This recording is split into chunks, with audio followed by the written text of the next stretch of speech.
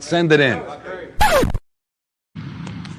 And welcome, everybody, to episode 14 of the Puckett Send It In podcast, where we are coming off one of the craziest games in this postseason run for the Florida Panthers for all the right and wrong reasons. But at the end of the night, Florida has won Game 3 by a score of 4-3 over the Edmonton Oilers, and it has a 3-0 series lead over Edmonton, one win away from a Stanley Cup title. I am Jake Gibson, joined alongside my friend and co-host Alex Krutchik. And Alex,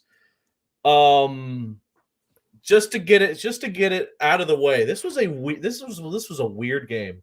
It started off like any other game in the series. Then Edmonton disappeared for a period. And then Florida disappeared for a period, but came back in the final minute to win the game. This was definitely the strangest, most out of left field game in the series thus far. And I think the reason for that was this was the best effort by Edmonton in that last frame. 1,000%. Yeah, Edmonton turned it on in that third period. I don't want to discredit their third period, but it's an easy thing to do when you're staring down a 3-0 deficit in the series. If they played like that, they would probably be up 2-1 instead of down 3-0. But it wasn't enough. A little bit too little, too late, because the Panthers, it was a little bit, dare I say, even in the first period, and then the Panthers really took it to them in the second. And they were still doing pretty well halfway through the third, the Panthers were. It wasn't until like the last half of the third period that Edmonton really turned it on, and it was too little, too late. They played 10 really, really good minutes in a 60-minute hockey game. It just wasn't enough for them. So I was so ready to get on this pod and absolutely crucify the Oilers because I thought that they had lost it, right? I thought after that second period that they had nothing left in the tank in this game. But I'll give Edmonton all the credit that I can right now. They kept it close. Florida, they actually exploited something that is really rare to do, and that is to limit Florida's success in the third period, which is something that I don't think we've seen all season or all postseason. Edmonton actually did it, but it still wasn't enough. Yeah, I believe the record was 67-0-2 for the Panthers after the second period, when they're leading after the second period. Something around that number. But the ABC crew was giving the Edmonton eulogy about halfway through the third period. It was one of the earliest eulogies I've ever heard for a team's season. They were showing with like 15 minutes left in the third period of Game 3. They're showing camera shots of the dejected faces of all the Edmonton players on the bench. They're talking about how if they don't get it going soon, the season's over, the series is over, and they weren't wrong, but it's still crazy for a broadcast to say that soon. And then Philip Broberg goes and scores a few seconds later, and suddenly it's 4-2. It feels like Edmonton's back in it because, as the broadcast kept mentioning, now Edmonton's only down by 2, and you don't really have to score 2 goals in 15 minutes. You only have to score 1 goal in about 13 minutes because the last 2 minutes you're going to be with an extra attacker, and that's exactly what how it transpired. Because then Ryan McLeod deflects in a shot by Kulak from the blue line. Kulak fired a wrister from the blue line, then McLeod tipped it in with his stick. Yeah. Now suddenly Edmonton's only down by 1 with about 6 minutes left. And then they pulled their goalie, and they got some pretty good looks, but just couldn't get it done. Let's take it back to the first period for a second. As you had mentioned, the first period felt like your typical first period in this series. Neither team really had a massive advantage over each other. The game felt close. The game felt even. Eventually, the second period was when the game would be decided. It felt that way. By the way, I was worried in that first period about one thing: the officiating. When they called that slashing penalty on Brandon Montour 5 minutes to go in the first period, around 5 minutes to go, then they saw the replay and it looked nothing like a slash. It felt like something that they shouldn't call, especially considering they called nothing on that tricidal hit against Barkov the game prior. To the fact that they would call that out of the blue, I thought was a little ridiculous. Thankfully, Florida's penalty kill did your usual business and thwarted them. But eventually, as it usually happens, Florida got kind of a ha-ha in your face. No one saw that coming kind of goal, and it was the tip-in from Reinhardt, assisted by Forsling and Barkov with just over a minute to go in the first. So we thought, okay, this is what we expected because we've seen it before already. Florida gets a lead in the first period, and then slowly but surely they'll build on it. There was absolutely no drama in the first period. It was exactly how I thought the game was going to go. Yeah. No, it was. I'm so happy that Barkov had the game that he had because you alluded to it. The hit from Draisaitl onto Barkov that we mentioned a couple days ago. We didn't know how bad it was going to be. Paul Maurice came back in the next day and said, I don't have an update. We don't know whether he's going to be okay or not. Or no, sorry, he came in that night, the night of the hit, saying we don't have an update. We don't know how long he's going to be out for. Wound up not missing any games, no practices or anything. He was back in practice the next day. And then what does Barkov do? He forces a turnover in the Edmonton defensive zone, the Panthers' offensive zone late in the first period, and then feeds it to Forsling, and then Forsling deflects it off Reinhardt's stick. And then Barkov capped off that 3-goal second period with a goal of his own. It was a tremendous performance by Barkov tonight. Yeah. It's funny you mentioned that about the injury to Barkov. Another player that was questionable at some point if he was going to play in this game was Vladimir Tarasenko. And as it would turn out, both Barkov and Tarasenko were crucial parts of the Panthers' game tonight in different ways. But still, the two guys that some people thought might not even play in this game both got goals and both did other things aside from those goals that helped Florida get this win. Now, the second period. Let the clown show begin. As we get into the second period and the one-sided hockey we saw. So here's the thing. In the first 2 minutes of the second period, Edmonton looked to be pretty good. They got that wrister on Bobrovsky. Granted, I thought it was another silly goal, kind of like in the first game. All right. That was a goal that Bobrovsky could have stopped. Granted, it was again on a breakaway, which sucks to see. But still, I thought, all right, not a serious goal. It's something Bob would be like, all right, my bad. I can do better. And something that Florida would move on. I just didn't think they would move on the way they did as that period continued. But your thoughts on that first goal? Yeah, the first goal from Edmonton? Yeah, the first goal for Edmonton, I think like a minute 49 in. Yeah, it was a board battle between Adam Henrique and Dmitry Kulikov along the boards in the neutral zone, or it might have even been just slightly in the Edmonton zone. But it was in the Edmonton's defensive half of the ice. Mm-hmm. Henrique was able to dig out the puck, got it to Fogle on right at center ice, really, and there was just no one between him and Bob. It was a shot that, maybe Bob could have stopped.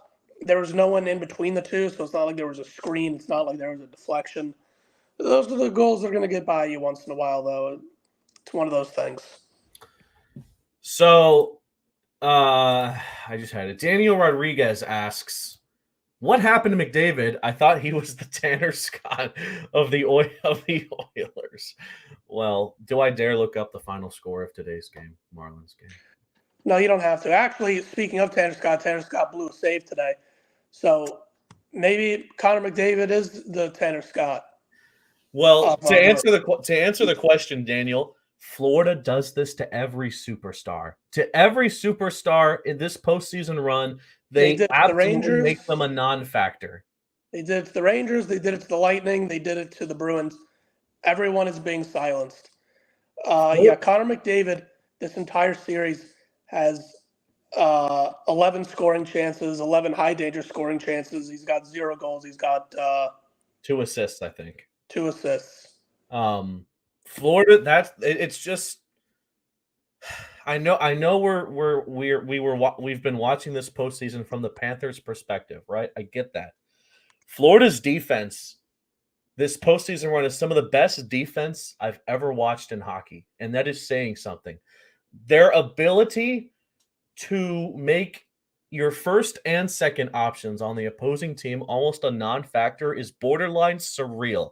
And that just goes to show the amount of depth their defense specifically has. Obviously, you have Barkov leading the front. You have players like Forsling and Bennett who absolutely not just are aggressive, they'll knock the crap out of you, but they will also wind down time. They'll even keep the puck in your zone, away from Florida's zone, so that you can't do squat. We saw that tonight. They kept the zone in so much in that third period that they didn't have as much an opportunity as they could have to score. And we even saw that at the end. Their ability to keep the puck at the wall with the seconds ticking gave Edmonton zero chance to get that equalizer. More on that later. But to answer the question, McDavid is an amazing player. You want him on your team, but Florida's defense is just another breed of limiting superstar power. It's their specialty, it's their superpower, and it's what's likely going to win them a championship. So now back to the second period. Where were we? So let's get into the first goal. I jokingly said to you, Vladimir Tarasenko just earned himself a contract extension. And listen, Skinner, he did a lot to get to the Stanley Cup final, right? He did a lot. But as nice as the wrister from Tarasenko was, that goal was all on Skinner, all right? Listen, he was on the back of the net. He was behind the net as Tarasenko was approaching. A quick pass from who got him that pass? I believe it was Luostarinen. Luostarinen. He's still getting back to the net. I mean, Jake and Alex could have shot it into the net with how much room there was from where Tarasenko was standing. It was an absolutely brain dead move by Skinner to be where he was. And what do they say, Alex? If you're a goaltender, tend the goal. Yeah. And Paul Maurice said, I think it was at the beginning of the playoffs, that he just wants Tarasenko to have one big goal a series, and that would be successful. And he's done that at least the last couple of series. He had an important goal tonight. He had the insurance goal in Game 6 against New York, where Florida was only up 1-0, and then halfway through the third period, he got the second goal, which it made it 2-0, and then they wound up needing that second goal because then Artemi Panarin came in and scored a goal with like 2 minutes left in that game. So yeah, he's been fantastic. He's had such timely scoring. I'm so glad he's on this team, and he's also shown his physicality on defense, physicality that I didn't know he had. Yeah. Defensive skill that I didn't know he had, at least not at this stage in his career. He's been wonderful. There were some games this postseason run, and even before, where I had my doubts on Tarasenko and whether he deserved to be on this team. But yeah, as of late, he's definitely proven that he could be a valuable player that Florida should really think about extending. We can get that after the season's over. Kevin Barral says Barkov is basically Reggie Peterson. Alex might be a little lost on that, but to put it in FIU terms, Barkov is a combination of Reggie Peterson ball hawk ability to scan the field and make absolutely perfect plays on defense, and he also has the offensive comparison of FIU T.Y. Hilton with the route running and the absolute playmaking decisions that he can do. Barkov does it all. He does it all. That's good. I was wondering what the parallels were between the FIU Panthers and the Florida Panthers. There's so many. Sorry. Go ahead, Alex. No, there's just so many parallels, and I'm glad there are. We can dissect them. The teams are connected. So, like in like the '90s, like '95, FIU changed, like went through a rebrand, and they wanted their logo to have gold, like a gold color. As the story goes, the Panthers, who just got into the NHL, said no. Our Panther logo is gold. We didn't want you having gold, so the FIU had to make their logo yellow. Then, like in the 2000s, they changed it to gold, and Florida didn't mind. Then I digress. We're getting a little off topic. I just like to talk about FIU whenever we can. Then not even was it even a full minute later that Barkov gets his snapshot. It was just right after a face-off. Everyone was lost. Skinner was lost. We were lost. And Barkov just, he does.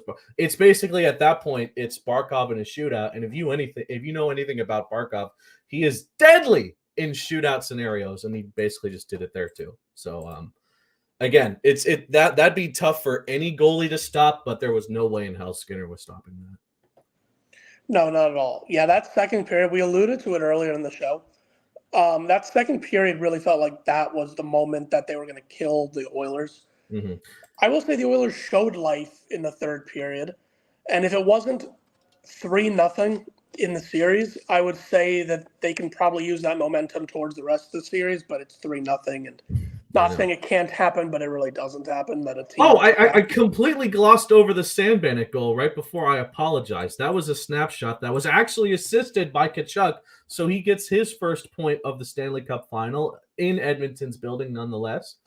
Not a whole lot to say about that goal. It was just a really nice – the shot angle was crazy. It just bounced off the top of the net and shot back out like a rocket. It was really cool to look at in slow motion. Yeah, Tkachuk just sliced the puck between two Edmonton defenders right in front of the net. Tkachuk was at the bottom of the right face-off circle. He got it to Bennett at kind of in the bottom of the slot, closer to the face-off circle, and it was like 5 or 10 seconds after the broadcasters said that Tkachuk has been quiet this series, which he wasn't wrong about, but it was just funny timing because then he goes and gets his first point since Game 4 of the Rangers series. So we move on to the third period. Alex, what was going through your head at second intermission? I really thought it was over. I was like calling people up saying, "What are you doing for game 4 on Saturday? What are we doing? The Panthers are winning this game, so we got to figure out something." And then, that was the intermission for me. It was just a lot of logistics and planning and what am I doing this Saturday? And then that all changed pretty quickly once the period started. I was kind of doing the same with my dad. We were thinking like, oh my God, this is so awesome. My dad was at every game at the old Miami Arena when the Panthers were swept by Colorado in the mid-90s. He even saw them skate the cup. And I was like, oh my God, we can do it now in the Rogers Center. By the way, really good-looking arena. It's like it was built in 2016. From the outside, it looks cool. The interiors look cool. It's a nice looking arena. Not much to really say, but yeah. Alex, you there? Yeah. Okay, cool. So let's get into the third and what the hell happened. It's funny. The first goal was sus. ESPN won't tell you because they're scared to say it, but it was an own goal by Nico Mikkola, who was right behind. It was actually to the left of Bobrovsky, and it just kind of bounced off, I believe, his elbow into the back of the net. I mean, can you really blame Bobrovsky on that? I don't know. Alex? Are you? Yeah. I think okay, there you go. It was funny because Mikkola almost had the own goal in Game 2 when he almost looked like one of those what's that arcade game where you control the little hockey players. He kind of did like a little pirouette spin that looked like the puck was going to go past Bobrovsky in his own defensive zone in Game 2. This wasn't really a mental error as much as it was just bad puck luck. Yeah, bad. But yeah, it was very fluky, but it was also one of those things where you figure it might get them back in the game because sometimes all it takes is a fluke goal, especially with how good Bobrovsky has been the last couple nights. And every single goal for Edmonton up to this point has been kind of fluky. Okay, let's just get that out of the way. Because at some point Florida has outshot them outscored them 11-2 up to that point in the postseason, and it's just surreal. It's just surreal that they've been able to do this.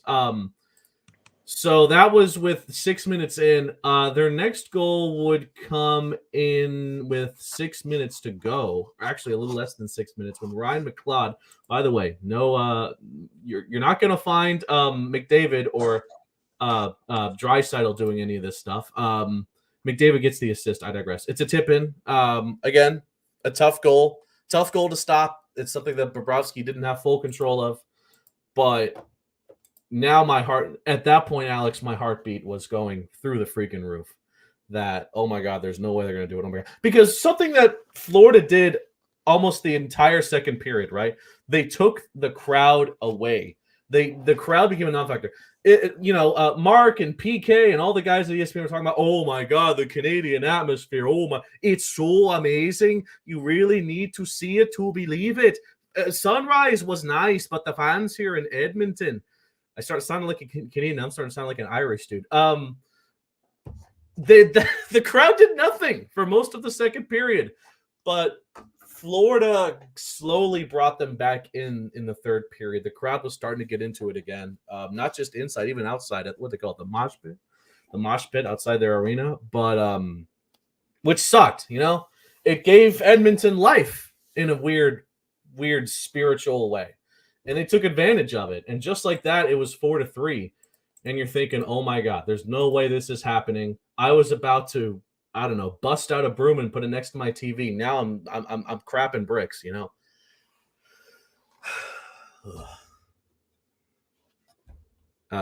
Alex, you muted again? Yeah. Okay, no worries. It was a great offensive period by Edmonton. One thing that Edmonton did was they changed up their lines a little bit. Chris Knobloch is known to do that. He's known to put his lines in a blender and just change them up way more often than you see Paul Maurice do it. Sometimes it works, sometimes it doesn't. It's weird because it worked in the sense that their offense definitely looked better, but the lines that changed didn't do much, or at least not that I have in my notes. He put Connor McDavid and Leon Draisaitl together. While before it was McDavid on line 1, Draisaitl on line 2. He put both of them on the same line sometime in the third period. And then he put Fogle and Hyman together. The announcers had mentioned it. Even despite the line changes and despite their success, Florida was still doing such an amazing job taking the clock down and not giving them as many opportunities to the point where the announcers commented on it, saying that they were doing masterful work at keeping the puck away from Edmonton. It was just the few times where they'd slipped out of their hands that Edmonton made them pay, which sucks to see. Yeah, both teams had their hero lines on the ice, and the Panthers were able to, not to use the cliche, but they were able to get the puck in deep into Edmonton's offensive zone and just keep the puck there in the corner for a good 7 or 8 seconds from what I counted. And there was like 16 seconds left at the time, so that's everything. And then they were able to clear the puck out with like 2 seconds left. No icing was called. They let the clock run down. So we get into the final minutes of the game, and it was pretty much more the same. Florida didn't really change their game plan. They just kept doing what they did, which was poke the puck away from Edmonton, bring it to the Oilers zone, not let Skinner even think about getting out until he did. And Florida had really 2 clears that went so close to getting into the net, which would have sealed it. I think Barkov had a really good shot. Yeah, one of them hit the outside of the net. Yeah, one of them was the outside of the net. The other one, I thought it actually went off the post. It was like to the little bit of net to I think the right of the post. But at the end of the day, like I said, that final minute was just mainly spent just digging for the puck to the left of Bobrovsky. No one could really do anything. Pretty an anticlimactic way to end the game, I would say, but still, Florida did their job. They won 4-3. I think Florida made it harder than they had to in that third period. But at the end of the day, Edmonton is trying to give it their all to keep the series within grasp, and they still fell up short. This is a devastating loss for the Oilers more than it is an amazing win for the Panthers, because I don't know what to tell you. I think ESPN said it, the last team to overcome a 3-0 deficit in the Eastern or like the conference or Stanley Cup Finals is like, what was it, like Toronto in the 40s? I think that's what they said. So this was Edmonton's game to win, to keep the series alive. And I'm not saying that it's going to be over on, what is it, Saturday, but it felt like Edmonton gave it all they had, and it was not enough. Yeah, it was. It definitely gave them life, though, and I do think that Edmonton will come out fighting in Game 4. And the cliche is, it's true. Game 4 is the hardest one to win, and it's for this exact reason. Florida's going to be playing Game 4 on Saturday. Edmonton's playing Game 7 on Saturday, and the team playing Game 7 is always going to have more energy.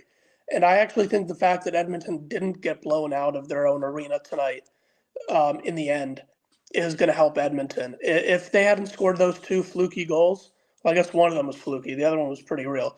If they hadn't scored those two goals, I would have said Florida easily is winning on Saturday just because of the general energy and the vibe shift. But since Edmonton was able to fight back and actually make a game out of it, I could see them stealing one on Saturday. But, Alex, I can see the opposite thing happening, by the way. I can see Edmonton emptying the tank tonight and then not having anything left to go off of in Game 4.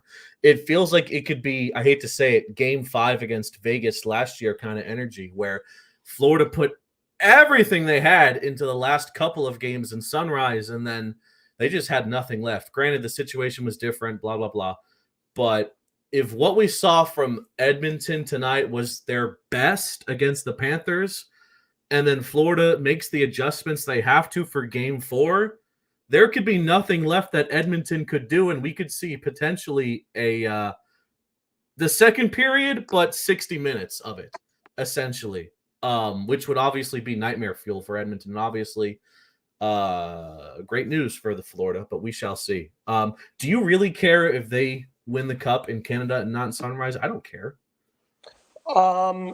Selfishly, I don't have the money to go on for a Game 5.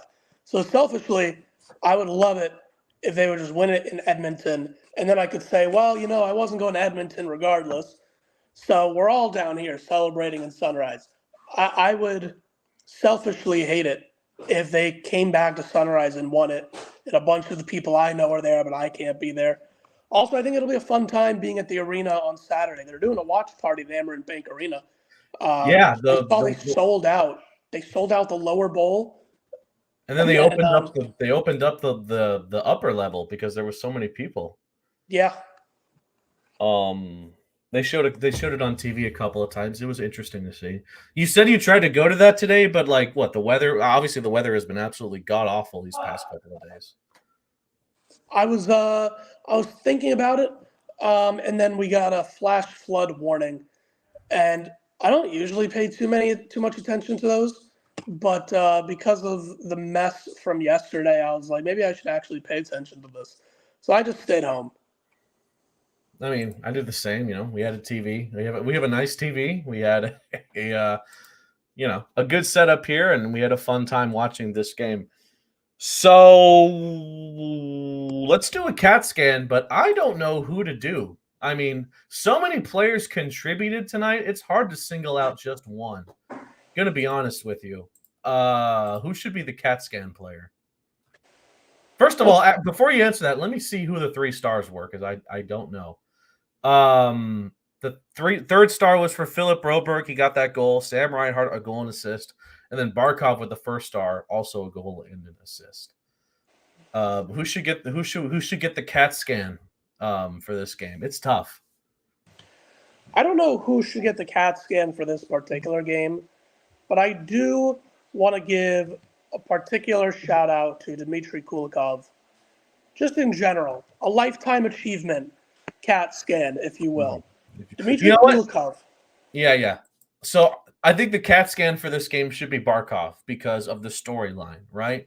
Barkov had that storyline going into that game. Took the nasty hit from Draisaitl in Game 2. Maurice did not seem very confident after the game that he would play in Game 3 tonight. He did, and he made an unbelievable impact on the team. Barkov just played his usual Barkov game, got a goal in there as well, and he was a crucial again. The best revenge. People were saying, you yourself were saying, Lomberg should go after Draisaitl, Bennett should go after Draisaitl. The best revenge Florida could do was to win, and Barkov was a key part of that tonight. So I guess I'll give the CAT scan to him. He had an absolutely incredible game tonight. That's actually a good point. The Gordie Howe hat trick where you get a goal, assist, and a fight? I think Barkov got the Barkov hat trick where he had a turnover that led directly to a goal. He also had an assist. He had a turnover that led directly to his assist, and then he had a goal of his own. So he had a turnover, or a takeaway rather, a goal, and an assist. That's a perfect Alexander Barkov night. Amen to that. But I also shout out Tarasenko because, like I said, he had a great game tonight as well. So Alex, Florida it's still setting in kind of for me. Florida is 1 win away from hoisting the Stanley Cup. The Stanley Cup account said that it'll be in the building on Saturday at 8:00. The first time ever that the Stanley Cup is in the building for a Panthers potential clinch. Because remember last year, by the time the Cup was in the building, the Golden Knights were already up a few games. And then they were in the building back in '96 when Colorado was up 3-0. This is the first time that the Cup is in the building for us. First time that it's there for the Florida Panthers. So yeah. It's a weird good feeling. For them, man. Good for them, because I'm sure we made a lot of noise, not just you and me, but everyone, about how long this flight is and going from Sunrise to Edmonton. Shout out Colby Guy, because he had an absolute nightmare and unfortunately couldn't make it. Or did he make it? I don't even know. I don't think he made it to Edmonton, right? Colby? He said he posted about it. He got stuck. Like, flights were canceled. They became more and more expensive, and the weather and all that. Yeah, there was a few beat reporters that couldn't make it. I think Jordan McPherson of the Miami Herald couldn't make it because like 3 or 4 different flights seemed to get canceled from what he posted on Twitter. Yeah. It was just a mess getting out of there. I said the Panthers took off 3 hours late, which isn't that bad in the grand scheme of things. Yeah. But there was a moment where it looked like it was going to be much longer than that. Like there was a moment where because the rain didn't really stop until 10:00. No. And everything was just getting more and more flooded. So I was surprised when I got the notification that the plane had taken off. Yeah. You know who did make it, by the way? That kid.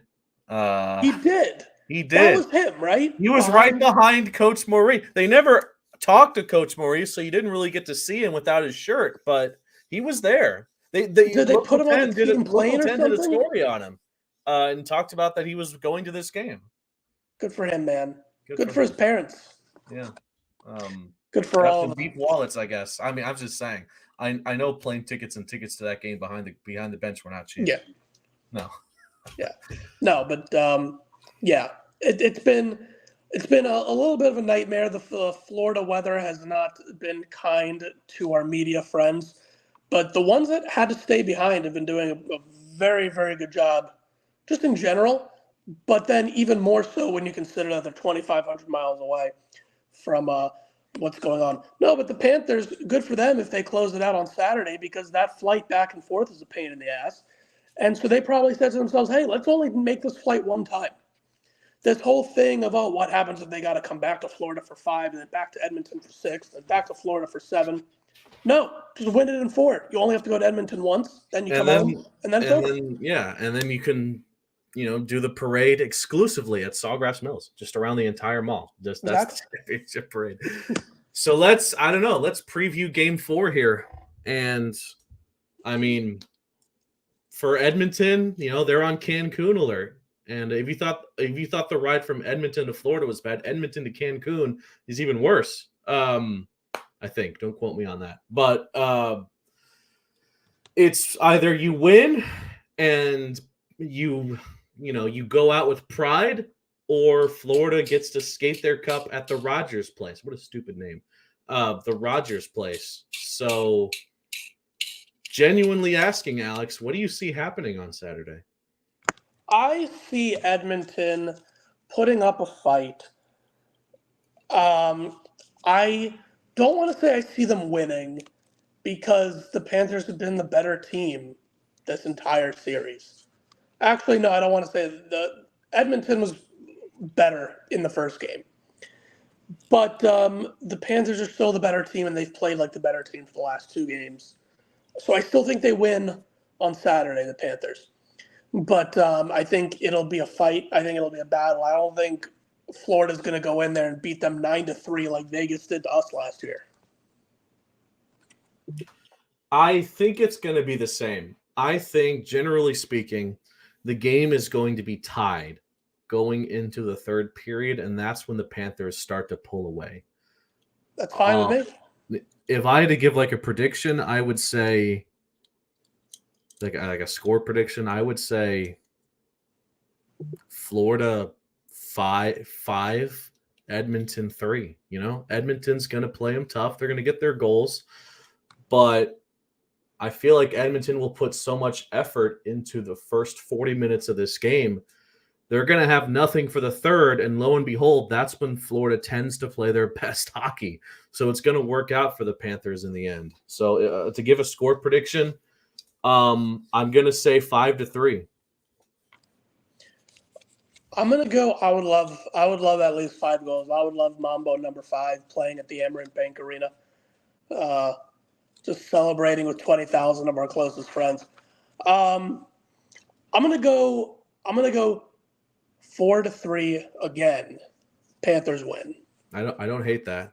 Do you think they win in overtime 4-3? No, I think it's in regulation. Okay, good. Oh man, I don't want to see an overtime winner. It's happened. It has happened a few times. Yeah. I keep seeing like these NHL accounts do like on this day a bunch of years ago. This team wins the game in 5. I think the LA Kings won in overtime one year, and then it was I think Pittsburgh or something like that. I don't think it's going to overtime, and I'm beyond overtime in the NHL anyway. So this has been good. Not having to see it go to that in this Stanley Cup Finals. I'm beyond it. But I don't know. And it's funny because if they lose, okay, you're going back to Sunrise, back into your crowd, and you once again because it's absurd that despite all the drama we've seen, this has still been a drama-less Stanley Cup final. Florida has just they're the better team. There's not much else to say. Skinner did not look great tonight. He didn't look great game 2 either. And yeah, it's weird. So anything else you'd like to say about game 3 or just this finals run in general? No, I just need it to be Saturday already. I don't know how I'm going to handle tomorrow. I think that's really what it is. This is why the baseball postseason's great, man. Like, we could be playing a game tomorrow. But no, we got to wait 2 days. Thank God they're still playing in Edmonton tomorrow, so we only get one off day. Because if Edmonton wins tomorrow or Saturday, then we have 2 days off until we potentially see the Panthers clinch. I can't do 2 days off. Is game 5 not on Tuesday? I thought it was on Tuesday. Let me double check, but there's 2 off days between each travel day. So let me look this up. I'm looking it up right now. Game 5 is on Tuesday, Holmes, June 18th. Right. Yeah, Saturday. So Saturday's game 4, and then you get 2 off days. So that's So okay. And then you play Tuesday. Listen, I don't want a game 5. I'm gonna be honest. I don't want it. It'd be fun to win it in front of the fans, but just get it done in Edmonton and just close the series out. Just don't give them any sign of hope. Florida's done a good job at that, not giving them any sign of hope. They messed up. Listen, they messed up in the third period tonight. That's something that Coach Maurice and the team can work on, how to eliminate what we saw in the third period. And if they do that, there's nothing Edmonton could do in game 4, With all that said, the vibes are good. don't celebrate too early, but it's hard not to feel great about the situation that Florida is in. Alrighty, so your final score tonight, Panthers 4, Oilers 3. The Cats take a 3-0 series lead. They can close out the Stanley Cup Final on Saturday at 8 o'clock, or I should say 8:25 on ABC and ESPN Plus. I don't know. Alex, what are you going to do if they win the Stanley Cup after the game? Like when the clock hits 0, what will you do? I can't say that on this podcast. Oh, I'm going to buy champagne. I'm going to buy cigars. Champagne. You talked about champagne the other day. Champagne, cigars, other stuff. I'll keep it real. If the Dolphins win the Super Bowl, I'm downing champagne. I don't drink alcohol. I don't. So when the Dolphins win the Super Bowl, I'll down some champagne. If they win, I'm going to do like you remember when the Miami Heat won those finals? Everyone would get their pots and their wooden spoons and then go outside and just go bang, bang, bang, bang, bang, bang, bang, in the streets. I'll probably do that and see if anyone else in my neighborhood does it. They probably won't. But yeah, that's where my mind is at. So I don't know. So if Florida wins, I don't know if we'll do an episode of Puckett right after. Listen, we might do it the day after. All right. Is that fair? I think we can do an informal show right after the game. If they should win, we'll do an informal show after. Just very celebratory, very just a lot of screaming and nonsense and incoherent garble, which isn't too different from what usually comes out of my mouth, but it'll just be more exciting. And then the next day, we'll give you guys like real hard-hitting analysis. That sounds fair to me. But unfortunately, that's probably going to be like a midnight show on Saturday because, again, 8 o'clock puck drop. That's just what happens. Fine. That's fine with me. Yeah. Okay. Alrighty, Alex, and everyone watching, thank you so much. By the way, thank you so much all for the support this postseason run. It's just absolutely insane that the first season of Puckett coincides with Florida being potentially Stanley Cup final winners. Maybe we were the good luck charm after all. I don't know, Alex. But as it would turn out, because I remember our first episode, Alex. It was in the midst of a losing streak for Florida in the regular season. We had people like Edwin from Lemon City hop on the pod and be like, "Hey, yo, are you guys worried?" And both of us were like, "No. Just when we get to the postseason, that's when this team will step up." And sure enough, that's happened. So thank you guys for the support. And hopefully we'll have some good news to report after Game 4 on Saturday. So again, Game 4 between Florida and Edmonton, Saturday at 8 o'clock. Go watch it. In the meantime, watch some highlights of this game. That's what I'll be doing. I'm sure that's what you'll be doing too, Alex. So have a great night, everybody. We'll see you then. And for maybe the second to last time this season, let's go home, baby!